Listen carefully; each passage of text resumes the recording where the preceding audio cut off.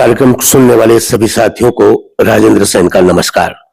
साथियों, आज हम इस कार्यक्रम में लेकर आए हैं एक ऐसे शिक्षा के क्षेत्र में पीएचडी की उपाधि प्राप्त करने के उपलक्ष्य में उन्हें राज्यपाल महोदय द्वारा सम्मानित किया गया। बीएन विश्वविद्यालय द्वारा आयोजित ये दीक्षांत समारोह जो बीएन कॉलेज के प्रांगण में आयोजित किया गया, उसमें जिनको सम्मानित किया गया वो हमारे साथ है। आइए उनसे हम बात करते हैं। क्या नाम है आपका? कशिश वाधवानी राजपाल। कशिश जी, राज्यपाल महोदय द्वारा आपको जो उपाधि दी गई पीएचडी की, किस उपलक्ष्य में दी गई? आपने क्या किया था? मैंने साइकोलॉजी में पीएचडी करी है, उसके रिलेटेड मुझे ये डॉक्टरेट की डिग्री प्राप्त हुई है।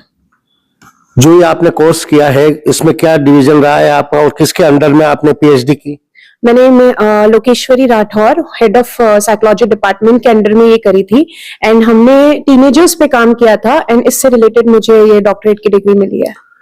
डॉक्टर की उपाधि जब हम लेते हैं तो इसके लिए 3-4 साल का वक्त लगता है और उसमें बहुत सर्वे भी करना पड़ता है, बहुत सी चीजें। तो आपने इसके लिए क्या प्रयास किए और किस तरह का आपको सपोर्ट मिला?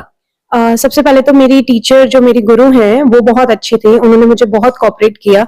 हमने गवर्नमेंट स्कूल और प्राइवेट स्कूल्स में सर्वे किया था एंड हमने सारे टीनेजर्स की वेलबींग पे पूरा सर्वे किया था, तो वो हम उसके रिलेटेड हमारा पूरा थीसिस बना था। कहते हैं पीएचडी का जब हम काम करते हैं तो उसमें कई कठिनाइयां आती है। अपने को सोर्सेज ढूंढने पड़ते हैं, अपने प्रोजेक्ट पूरे करने पड़ते हैं, गाइडेंस लेनी पड़ती है, कई बार उसमें रफ करने के बाद उसको फेयर करना होता है। तो आपको किन किन मुसीबतों का सामना करना पड़ा और आपने किस तरह से इसको पार किया?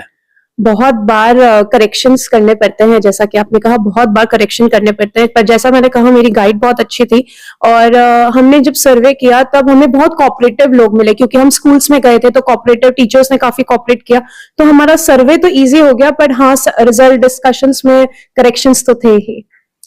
एक पीएचडी करने के लिए कोई भी अगर विद्यार्थी आगे आता है तो उसे किन बातों का ध्यान रखना चाहिए? ताकि आपने तो किया, उसके बाद आपको वाई भी हुआ होगा, आपका इंटरव्यू भी लिया गया होगा, तो उसके बारे में आप बताएं, एक्सपीरियंस क्या रहा?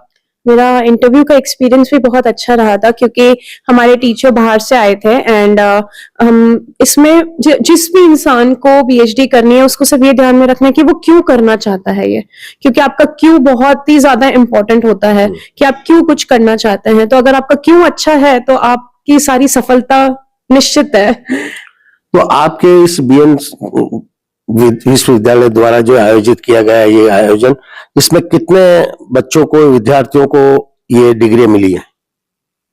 इसमें 97 से ऊपर लोगों को ये मिला है, जिसमें हमारे गोल्ड मेडलिस्ट भी बहुत सारे थे, उनको भी गोल्ड मेडल्स मिले हैं जिन्होंने टॉप किए थे यूनिवर्सिटी में, तो ये भी था। आपको ये पीएचडी की डिग्री मिलने के बाद जब डॉक्टर की उपाधि आपको लगी है तो कैसा महसूस कर रही है? बहुत अच्छा महसूस कर रही हूँ, मेरी फैमिली फ्रेंड्स सब बहुत ज्यादा प्राउड फील कर रहे हैं, तो अच्छा तो लग ही रहा है। कशिश जी, ये तो आपने अपने जो आपको सम्मानित किया उसके बारे में आपने जानकारी दी, इसके अलावा आपने और क्या ऐसा काम किया जो निकट भविष्य में आपके लिए वो एक मार्गदर्शन का रूप ले सकता है या आगे आपके लिए हितकारी हो सकता है?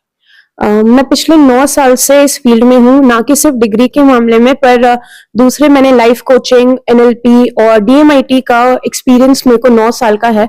तो छोटा सा बताऊं तो लाइफ कोचिंग तो थेरेपी का एक छोटा सा पार्ट है, पर डीएमआईटी बहुत ज्यादा अच्छी चीज है। मैं आपको एक्सप्लेन करती हूँ। उसमें क्या होता है, आपके फिंगरप्रिंट का टेस्ट लिया जाता है, it's called dermatoglyphics multiple intelligence test. ये ज्यादातर हम उन बच्चों के लिए करते हैं जिनको करियर चूज करना होता है, जो कंफ्यूज होते हैं, जिनको नहीं पता कि आगे भविष्य में क्या करना है, जीवन में क्या रास्ता नहीं मिल रहा होता है। तो उस फिंगरप्रिंट का टेस्ट होता है, क्योंकि हम जब पैदा होते हैं ना, हमारा फिंगरप्रिंट सेम ही रहता है, वो कभी बदलता नहीं है।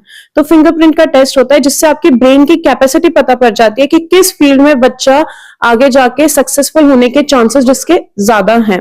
तो वो चीज मुझे लगता है मुझे उसको और आगे बढ़ाना है, क्योंकि आज भी बहुत बच्चे करियर की वजह से डिप्रेशन में हैं, पेरेंट्स प्रेशराइज करते हैं कि ये करियर ले लो, पर उनके लिए बना कुछ और होता है। तो डीएमआईटी से हमें बिल्कुल क्रिस्टल क्लियर रास्ता दिख जाता है कि आपका बच्चा इस चीज के लिए बना है तो आप इसमें चले जाइए।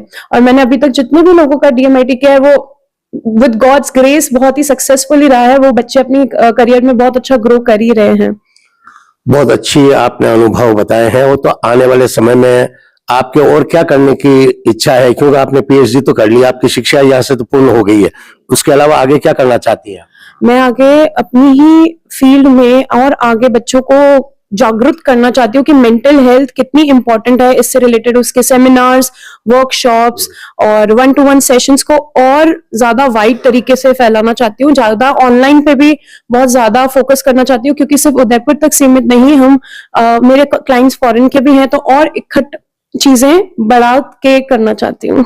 बहुत अच्छी बात है। देखो, आपके सिंधी समाज को भी आपके इसके ऊपर गर्व है, क्योंकि आपने साइकोलॉजी में ये किया है, और निश्चित तौर से ये लोगों के हाव भाव को पहचानना और उनको मार्गदर्शन देने में बहुत महत्वपूर्ण भूमिका करेगी। इसके लिए आपको बहुत बहुत धन्यवाद। Thank you so much.